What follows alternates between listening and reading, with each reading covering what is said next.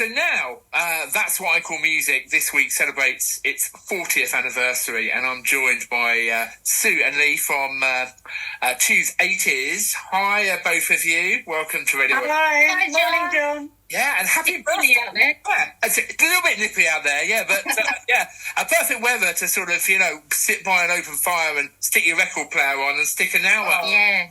40 Perfect weather. Yeah, absolutely. 40 years, and now That's What I Call Music. It all started in 1983, so we thought we'd get you on to talk about this because, you know about the 80s. So I wonder, first of all, if I can take you both back to 1983, this new combination called Now That's What I Call Music, a double LP. I think it was on cassette as well at the time, being released. Yeah, it was. What was that like, being there when it first started?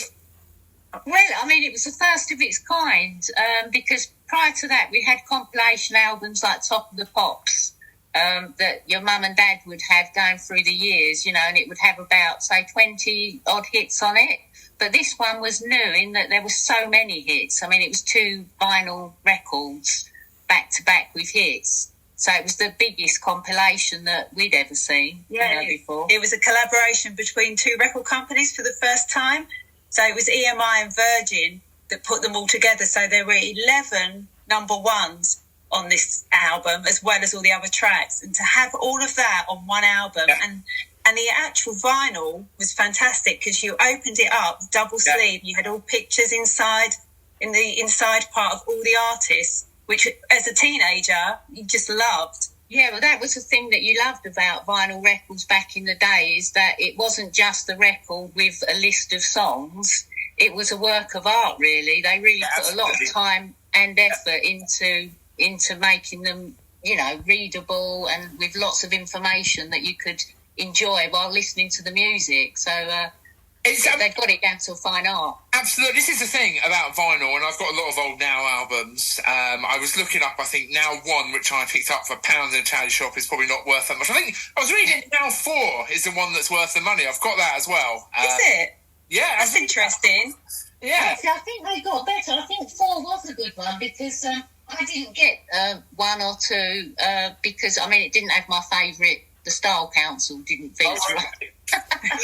That put me off. The first ever Now album then, 1983, hits like Really and Red Red Wine, Total Eclipse of a Heart, all sorts of... Duran Duran, my favourites were on there, Something I Should Know. We had Culture Club. Yeah.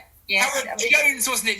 Was it Howard Jones' new song? New song. Yes. Brilliant. Yeah, he was big back then with Nick Kershaw. It was like him and Nick Kershaw were very sort of similar acts. Yeah. But it was really popular. And I think now, we're in this sort of age where everything's streamed online and you can ask your smart speaker to play your favourite music whenever you want. I don't think we appreciate, actually, sort of people today maybe don't appreciate what a big thing it was to have a combination like Now in our lives back in the 80s. Yeah, it was, because as we said before, with Walkmans coming onto the scene, as a chance for you to take your music with you. So to have a compilation that you could take with you, that it wasn't just one artist, you could have all your favourites all together. Yeah, that's it. And the other good thing is that prior to that, you could do your own tape from the top 40, but you'd have the DJ sort of interspersed, and you'd think, no. So you'd press stop, pause, and then wait for the DJ to stop, and then the music would come on. But this enabled a clear, nice, compilation without any DJ interference. Not that we've got a thing against DJs, John. Of course, I know. Yeah, I know. Yeah, listening to the chart on a Sunday and trying to make your sort of mixtape and not get the, that was an art in itself. But actually, you're talking about, we mentioned the artwork.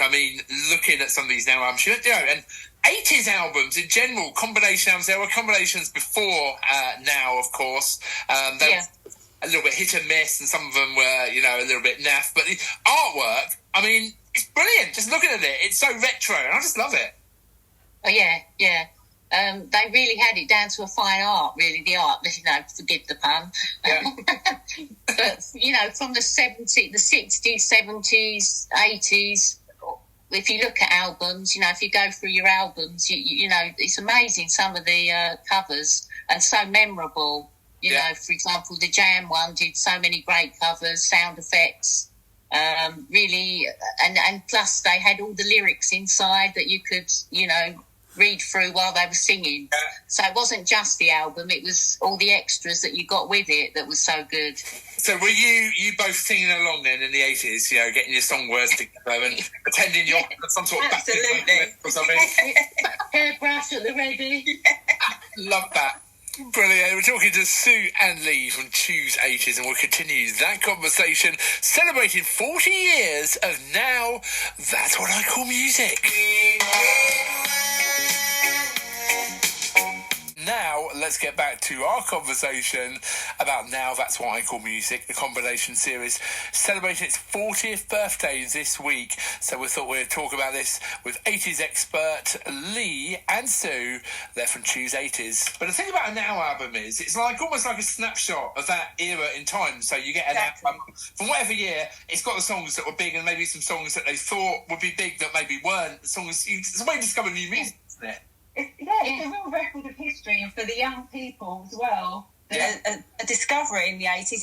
It's a selection of the hits for each year going along. And it's great that history of the 80s is in chronological order, and it's there, you know, written black and white or colour, for people to enjoy, you know, for future generations. I think that side of it is fantastic. And you think about what we're on now, 116 now, the journey of the Now album, launching off on cassette, vinyl, and then, you know, moving towards, I think it was on mini disc. I think there's at least one of them was available on mini disc back in the day. Short-lived that was. That was going to be the next big thing, wasn't it? And then it went to digital downloads and things like that. Yeah. I think, of course, there's been many different types of Now albums as well. So there's been Now That's What I Call Club Classics, Now That's What I Call Dance. So as well as the chronological, they've also done a separate compilation. Brilliant. Genres. I think also, the logo, the little pig stands out as well. You just remember that, the pig with the sunglasses on. Yes, that was quite short-lived though, wasn't it? That was only for the first few Now albums, and then that's right. I think it's inspired by a Danish bacon advert, I believe. That's right, because I think Richard Branson, obviously he owns Virgin Music, didn't he? One of the companies involved. I think he put a picture for his brother that was working in one of the offices and said he gets grumpy before he eats his breakfast in the morning of eggs. So I put this picture of the pig saying to the chicken, now that's what I call music. Brilliant. I mean, that's just what's funny, you know, and it's probably now more well known as being sort of, you know, that pig being the mascot for Now than it ever was for bacon, I would imagine. Yeah, definitely. So 116, I mean, can you believe it? Now 116. Oh my God. Makes you feel old, doesn't it? Oh, I feel ancient. I really do. But now they've released a 40th anniversary collection as well. So there's like a 4 CD collection that each of the 4 CDs covers a decade, covering some of the biggest hits from that time.